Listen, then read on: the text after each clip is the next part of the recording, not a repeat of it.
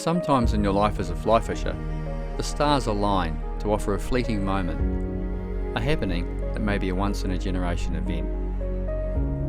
This happened in New Zealand's South Island last season, with several locations experiencing the largest mouse plague in 75 years. The trout in these areas were rumoured to have grown to prodigious sizes by dining on the mice at night. Over the course of 6 days, 5 diverse anglers were to pit themselves against some of the biggest brown trout most of us will ever see.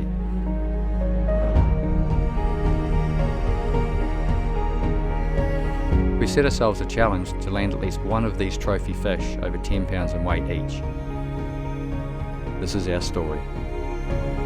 What really excites me about the fishing here, if you have to pick a certain type of the fishing, would definitely be the type of fishing where I walk up valleys and get into the mountains. I think generally I'm a mountain person, and the further up a river I get, the closer to the headwaters, I feel the pristine wilderness that's around, and that's where I just feel, kind of like a peace of mind and tranquility, and I just love that.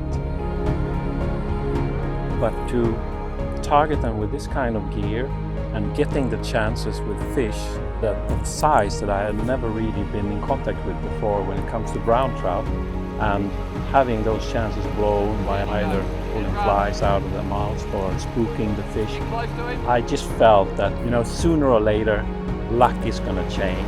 Yeah, boys!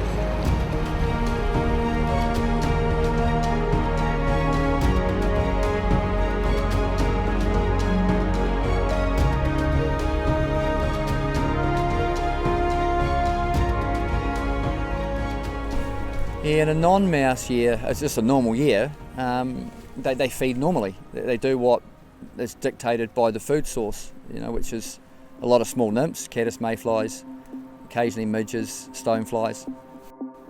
But you get a mouse year and the game changes.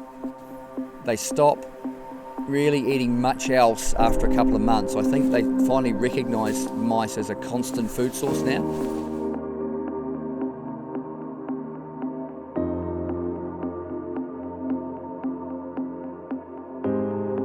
I mean, fly fishing in New Zealand is not just fly fishing. I always say it's a combination between backcountry, outdoors, hiking and fishing. And then you have those small streams, crystal clear water and big fish. And so it's more a hunting, hiking, fishing trip, and that's what I love. I would never just go to a lodge and fish out of a lodge every day and, fancy 4x4 cars and going back home and have a steak. I really love to be out there in the wild and fish my way through a valley. And in New Zealand you can explore so many rivers, and you have so many different options. You have high country, you have backcountry, you have low country, and you always find good fish in clear water, and I just love that because you see the reaction of the fish. You have to approach the fish, and if you do a mistake, you know why, or you see the reaction. The reaction of a fish is always honest.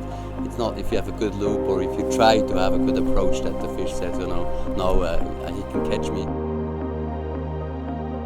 I think this year overall there's probably been a little bit more pressure on our rivers, so like the fish behaviour's changed a little bit. I've found the fish, kind of trying to hide away a little bit more, sitting in pockets you don't usually find them. I've found weight is imperative this season. Weight is so important to get down. Get down with that. It's surprising how much weight you need to get, in really fast water just to cut through.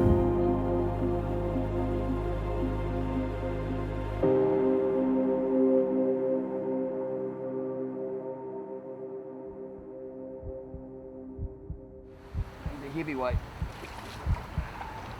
Just the weight is just ridiculous. Wow, it's a big fish, mate. Yeah, he's big, yeah.